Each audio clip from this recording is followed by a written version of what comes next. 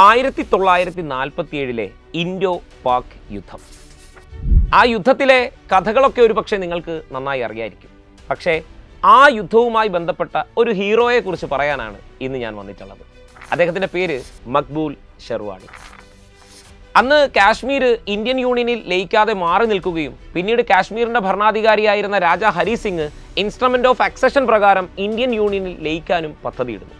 ഇതറിഞ്ഞ പാകിസ്ഥാനികൾ പഷ്തൂൺ ഗോത്രവർഗ ജനതയെ ഉപയോഗിച്ചുകൊണ്ട് കാശ്മീരിൽ ഒരു ആക്രമണം നടത്തുന്നു. എത്രയും വേഗം കാശ്മീർ താഴ്വരകൾ പിടിച്ചെടുക്കണം. ഇന്ത്യൻ സേന കാശ്മീരിൻ്റെ മണ്ണിലേക്ക് വരുന്നതിന് മുമ്പ് തന്നെ കാശ്മീർ താഴ്വര പിടിച്ചെടുക്കാനായിട്ടായിരുന്നു പാകിസ്ഥാൻ പദ്ധതിയിട്ടത് എങ്കിൽ പാകിസ്ഥാൻ സേന കടന്നു വരുന്നുണ്ട് എന്നറിഞ്ഞപ്പോൾ ഞാൻ പറഞ്ഞ ഈ മക്ബൂൽ ഷെർവാണി ഇവരുടെ വഴികാട്ടിയായി അവരോടൊപ്പം ചേരുന്നു. ഇന്ത്യൻ സേനയ്ക്ക് കാശ്മീരിലേക്ക് എത്താൻ കുറച്ച് സമയം എന്തായാലും ആവശ്യമുണ്ട്.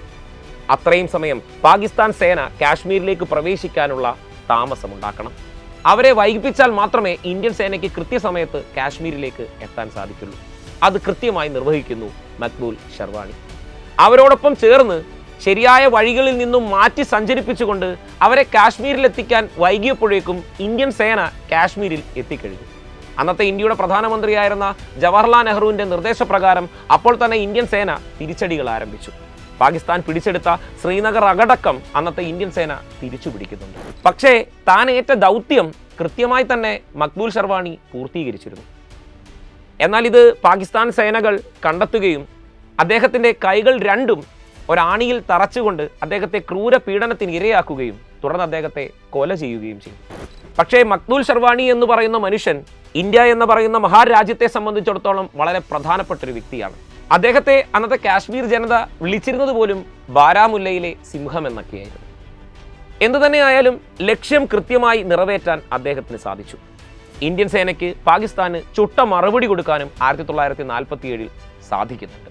ഐക്യരാഷ്ട്ര സംഘടനയുടെ ഇടപെടലുകൾ ഇല്ലായിരുന്നുവെങ്കിൽ ഇന്നും അവിടെ പാക് അധിനിവേശ കാശ്മീർ ഇല്ലാതാകുമായിരുന്നു എന്നതാണ് മറ്റൊരു സത്യം. എന്തു തന്നെയായാലും എല്ലാത്തിൻ്റെയും ലക്ഷ്യവും നമ്മുടെ ലക്ഷ്യബോധവും വളരെ പ്രധാനപ്പെട്ടതാണ്. ഏതൊരു തീരുമാനമെടുക്കാനും അതിൻ്റേതായ സമയമുണ്ട്. ആ സമയത്തിനനുസരിച്ച് കൃത്യമായ നമ്മുടെ ജോലികൾ നിറവേറ്റുക. അപ്പോൾ നമ്മുടെ ഉദ്ദേശം ഇനി ഒരു സർക്കാർ ജോലിയാണ് എന്നുണ്ടെങ്കിൽ ഇതുപോലെ ലക്ഷ്യബോധത്തോടുകൂടി മുന്നോട്ട് പ്രവർത്തിക്കാൻ നിങ്ങൾക്കും പറ്റണം. അപ്പോൾ നിങ്ങളുടെ ലക്ഷ്യങ്ങളിലേക്ക് എത്താൻ വേണ്ടിയിട്ട് നമ്മുടെ ജനറൽ PSCയുടെ ഫൗണ്ടേഷൻ ബാച്ച് 4.0 നമ്മളങ്ങനെ സ്റ്റാർട്ട് ചെയ്യുന്നുണ്ട്. ഓക്കെ, അപ്പോൾ ഈ ബാച്ചിൽ ജോയിൻ ചെയ്യാൻ പെട്ടെന്ന് തന്നെ തീരുമാനിച്ചോളൂ. അധികം കാലതാമസമില്ലാതെ നിങ്ങളുടെ ലക്ഷ്യവും നിങ്ങൾക്ക് നേടാൻ സാധിക്കും. കൂടുതൽ വീഡിയോകളുമായി വീണ്ടും കാണാം. ബൈ.